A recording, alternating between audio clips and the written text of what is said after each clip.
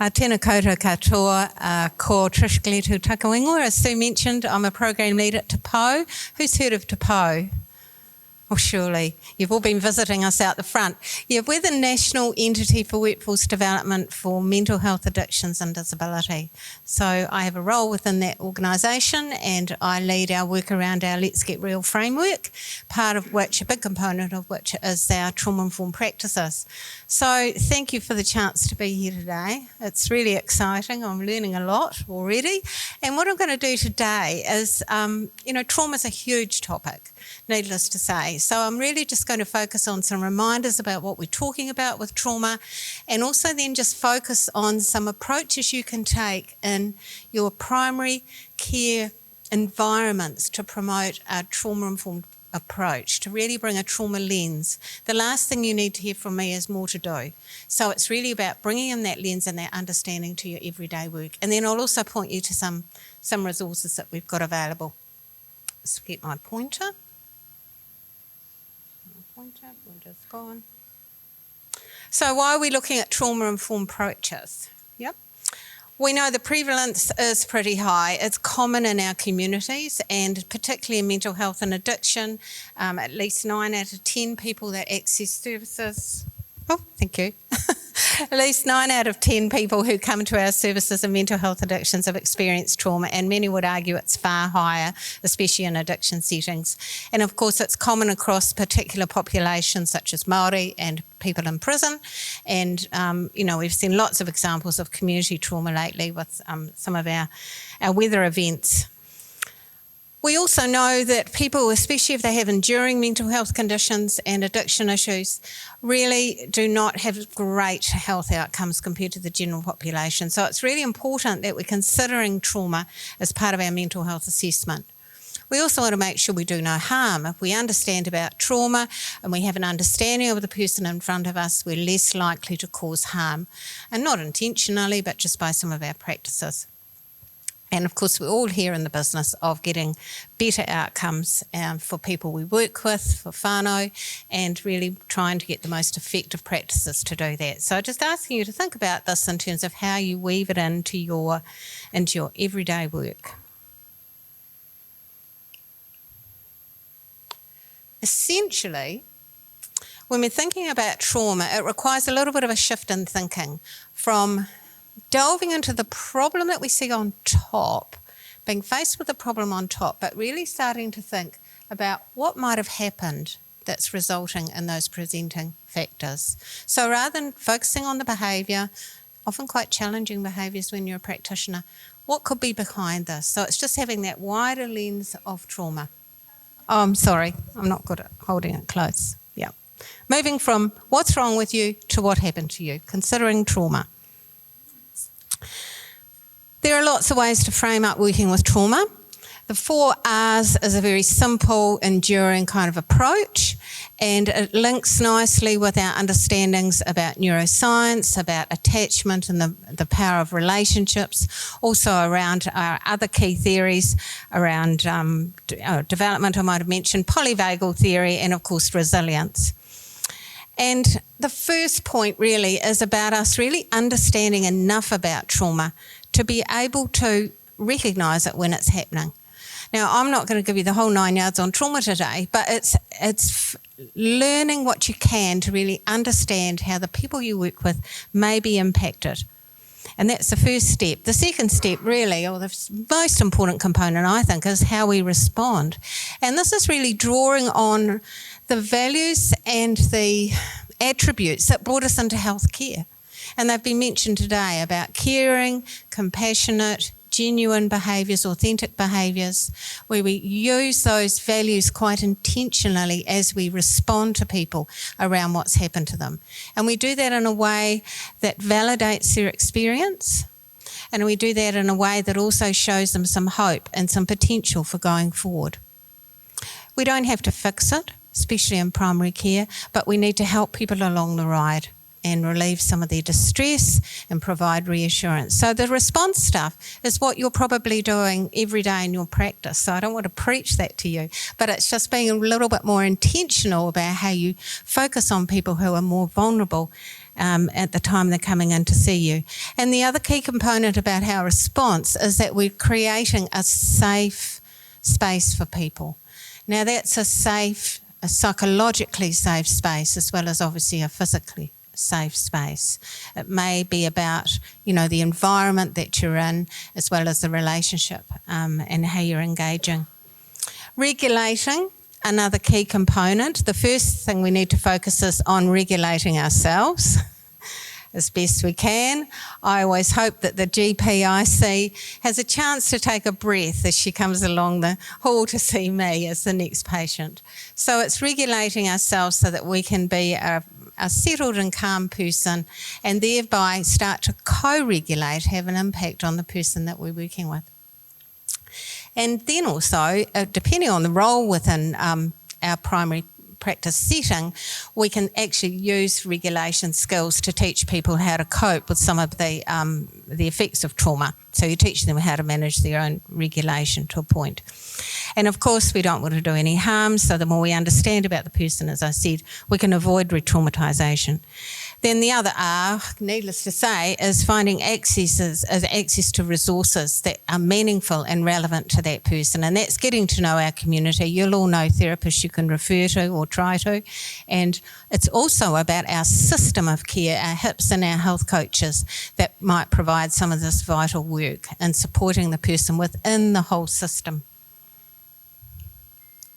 When we're thinking about trauma, stress, grief, loss, sadly, are part of our daily lives for most of us. We experience those things through life. But how we think about trauma is something that's at another level. It's where our very survival is threatened and we're feeling overwhelmed in our ability to cope.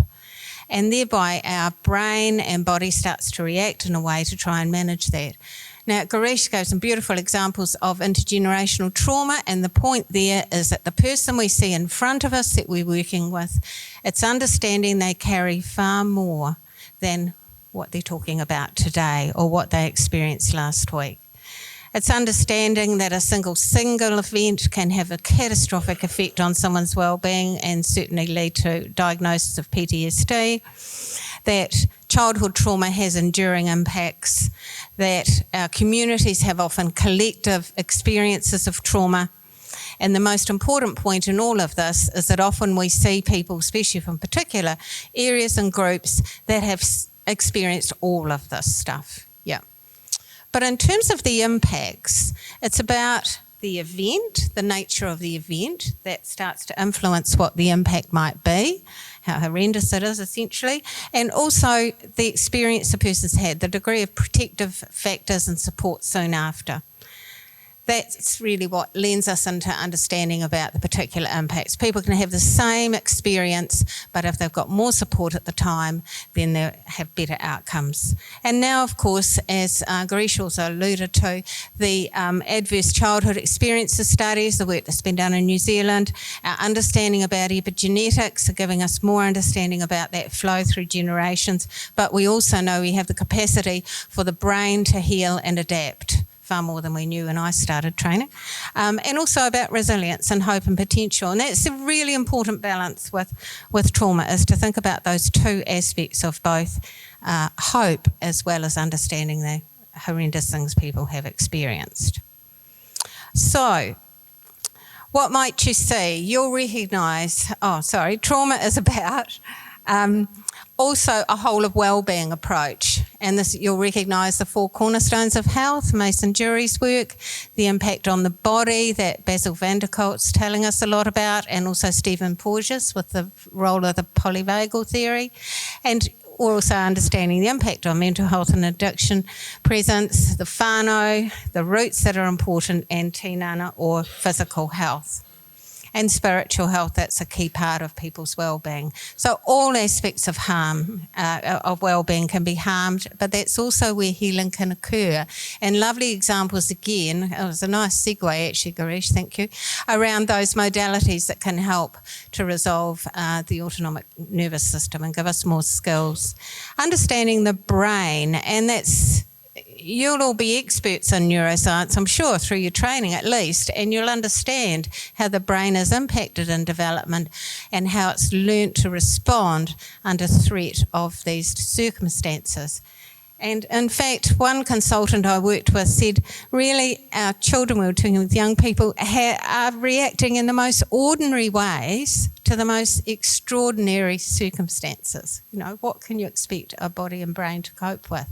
And this is our efforts to survive. Don't underestimate the power of your own relationship as a GP.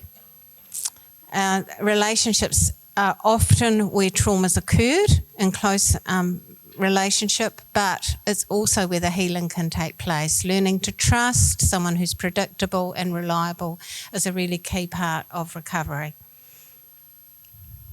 And of course, looking across the whole system of primary care and where you can have some effect. It may be the coach, it may be the receptionist that is the best interaction and the best experience for the person coming into your practice. I go there because I feel okay, they understand, they take care of me and they respect me.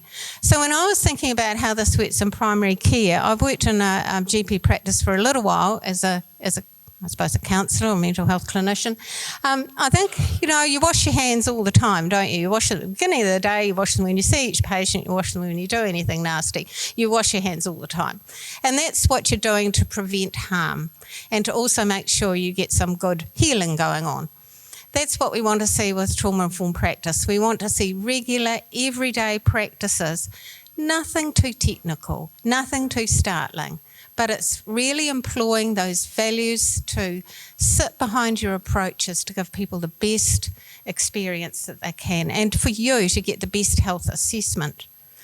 So one of our principal advisor mental health, Cara Swanson, is usually a co-presenter with me around trauma, and she tells us what helps with the doctor.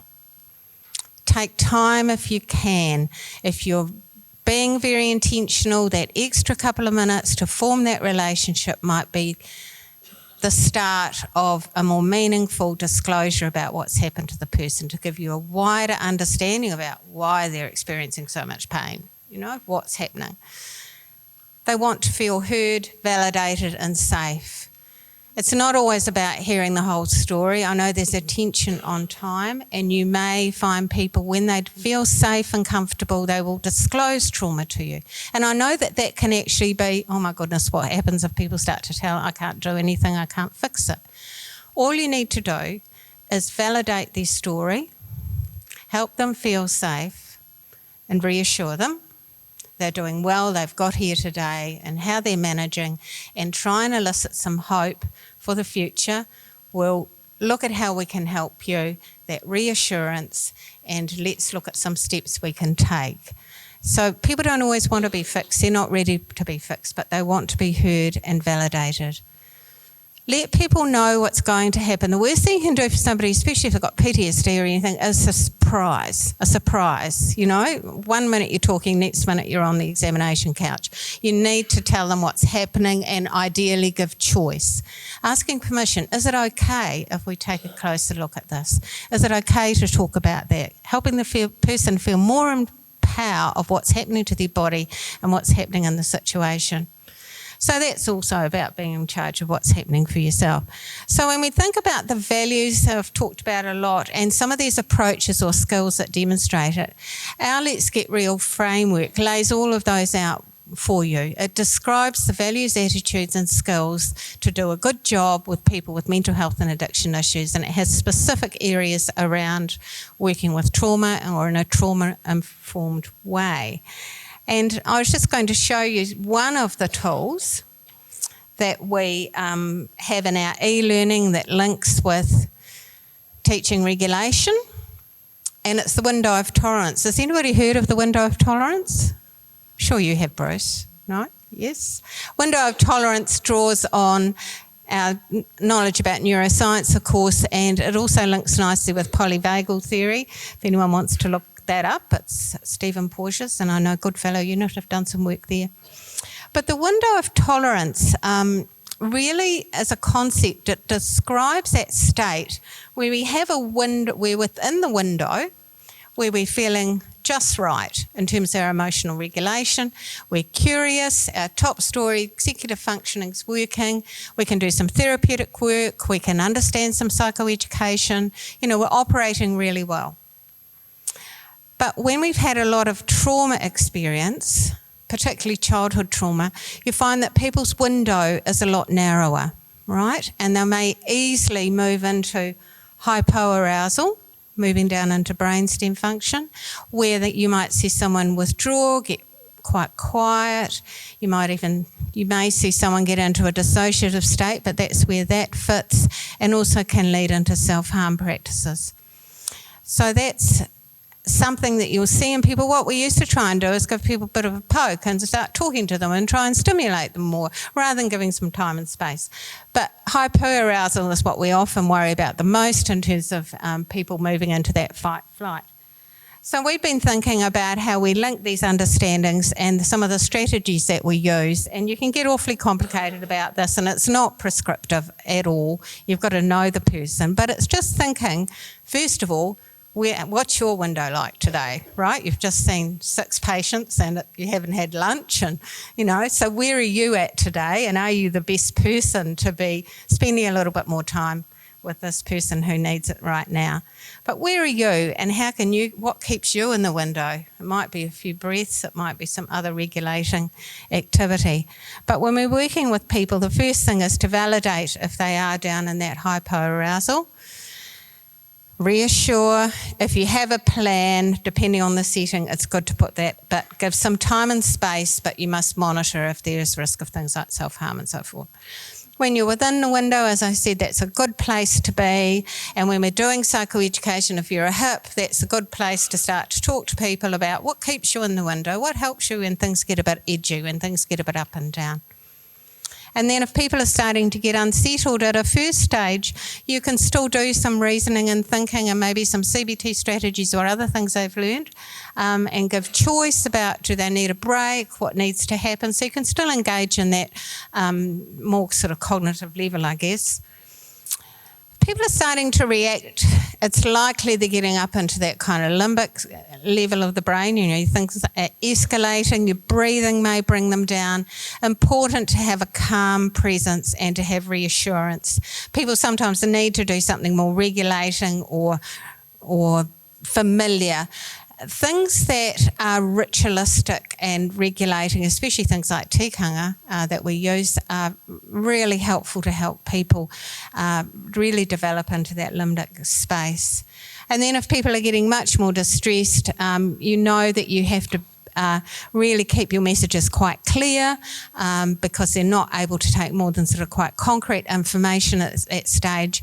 Probably cut down the stimulus. For some people, depending on your setting, something more active may be helpful, and it's always good to have a plan.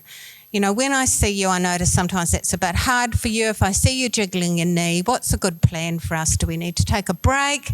Do you need to get a drink of water? Just be open and honest and notice what's happening for people.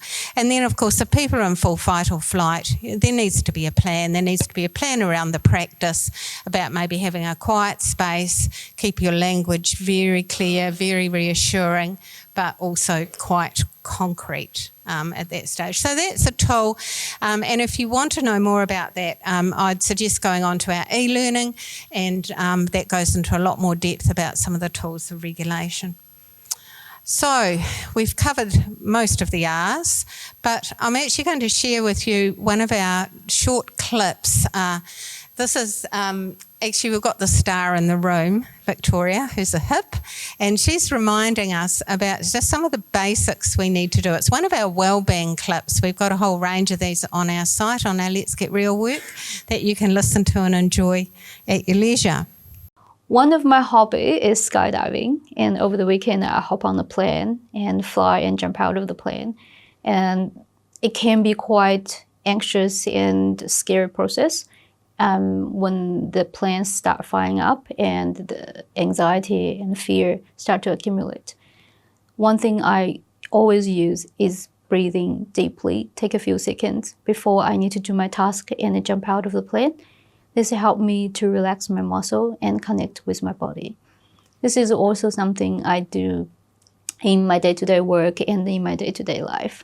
I use this to myself as well. When I get nervous, take a deep breath and connect with my body, and then relax myself, let my body do the thing. So we'll end on that. You can come and see our resources out at the Te stand and learn more about some of the things you can get access to help your understanding around trauma. But thank you for the opportunity. Thank you very much.